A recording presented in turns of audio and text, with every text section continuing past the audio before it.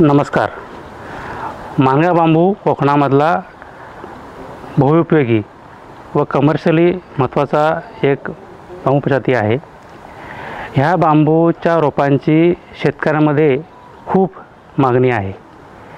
लागवड मोठ्या प्रमाणात होत आहे कोकणामध्ये, परंतु ह्या मानगा बांबूला बीज धारणा होत नसल्याने रोपनिर्मितीला मर्यादा आहे. पारंपरिकरित्या कोकणामध्ये कंदाद्वारे लागवड होते, परंतु ह्या पद्धतीमुळे अधिक लागवडीसाठी आपल्याला रोपे उपलब्ध होत नाहीत. म्हणून दापोली कृषी विद्यापीठाने 10 वर्षा अगोदर कांडी पद्धतीने रोपं निर्मितीचा प्रयत्न सुरू केला आणि हजारो रोपं वाटप ह्या शेतकऱ्यांनी केली गेली. परंतु ह्या रोपांची मागणी अधिक वाढत आहे. म्हणून 5 वर्षा अगोदर कॉलेज ऑफ फॉरेस्ट्री दापोली व प्लांट बायोटेक्नॉलॉजी युनिट कृषी दापोली ह्या दोघांनी मिळून मानगा बांबू टिश्यू कल्चर प्रकल्प सुरू केला आणि आज आम्ही कमर्शियल लेवलला वर्षाला 1 लाख बांबू रोपे मानगाची तयार करणार आहोत.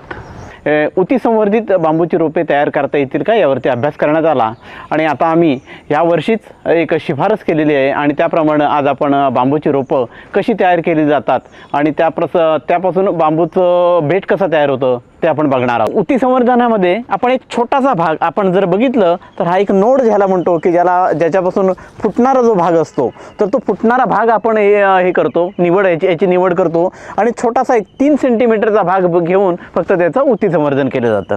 तर अशा प्रकारे आपण बांबूची जे निवड केलेली जे आपण म्हणजे फुटवे जे असतात ते फुटवे येणारे जे छोट्या छोट्या फांद्या असतात तर त्या आता आपण लॅमिनार एअर फ्लोमध्ये आणून निर्जंतुकीकरण केलेले आहे आणि त्याचे आता आपण ऊती संवर्धित रोपे आपण तयार करणार आहोत. आता आपण बघतोय की साधारण 1 महिन्यानंतर जे त्याचे डोळे होते तर ते डोळे साधारण म्हणजे त्याचं बड स्प्राउटिंग म्हणतो की त्याच्या डोळ्यांना फुटवे झालेले आहेत आणि आता त्याच्यामधून साधारण एक 5 ते 6 फुटवे आपल्याला मिळालेले आहेत.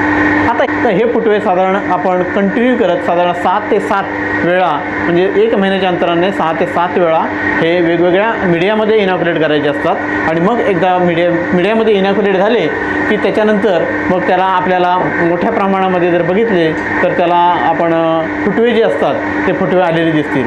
आपण आता बघतोय की हे बघा मोठ्या प्रमाणामध्ये त्याला फुटवे आलेले आहेत. म्हणजेच आता आपण जो सुरुवातीचा एक जो डोळा होता ते एका डोळ्यापासून साधारण आपल्याला 1000 ते 1500 रोपं ही तयार करण्याची ताकद ही ऊती संवर्धनामध्ये आहे. आता आपण बघतोय साधारण 7 ते 8 महिन्याच्या नंतर जी रोपं आपण म्हणजे ही इनॉक्युलेट केलेली होती त्या रोपांना आता मुळं फुटलेली आहेत आणि अशी मुळं फुटलेली जी रोपं असतात तर ती आता बाह्य वातावरणाशी एकरूप करण्यासाठी आपण त्यांना आता बाहेर घेऊन जाणार आहोत. तर अशा प्रकारे जी ऊती संवर्धित रोपं आहेत की त्यांना ज्यांना मुळं व्यवस्थित फुटलेली आहेत की ज्यांना फांद्या व्यवस्थित फुटलेल्या आहेत अशी सशक्त रोपं आता आपण बाह्य वातावरणामध्ये कशी एकरूप होतील त्याच्यासाठी आपण माती, शेणखत आणि वाळू मिश्रित जे आपण संयुग म्हणतो त्याच्यामध्ये आपण टाकणार आहोत. इथे प्रयोगशाळेमध्ये आम्ही ऊती संवर्धनाद्वारे मानगा टिश्यू कल्चरची रोपे तयार केलेली आहेत आणि 10 उत्कृष्ट वाण वापरून 6 महिने तरी लागतात. त्या पद्धतीने ही रोपं तयार करून आता शेतकऱ्यांना विकण्यासाठी तयार आहेत. तर आता आपण बघतोय की जी प्रयोगशाळेमध्ये ऊती संवर्धित बांबूची जी रोपं तयार झालेली आहेत ती आपण शेतामध्ये लावलेली आहेत आणि हे जे तुम्ही बेट बघताय हे साधारण 18 महिन्याचं बेट आहे. ह्याचं जर तुम्ही उंची बघितली तर साधारण 12 फुटापर्यंत याची उंची झालेली आहे आणि जर साधारण बेटांचे तुम्ही जर म्हणजे झाडांची संख्या जर बघितलीत म्हणजे बांबूंची संख्या जर बघितलीत तर साधारण 20 ते 25 बांबू हे एका रोपापासून तयार झालेले आहेत. म्हणजेच की जर ऊती संवर्धित रोपांची जर आपण लागवड केली तर आपल्याला साधारण 4 ते 5 वर्षामध्ये 100 ते 150 बांबू आपल्याला मिळू शकतील एवढी या ऊती संवर्धनाची ताकद आहे. ही रोपं इथून बाहेर नेऊन 6 महिने रोपवाटिकेमध्ये वाढवून 2 फुटाची तरी होतात.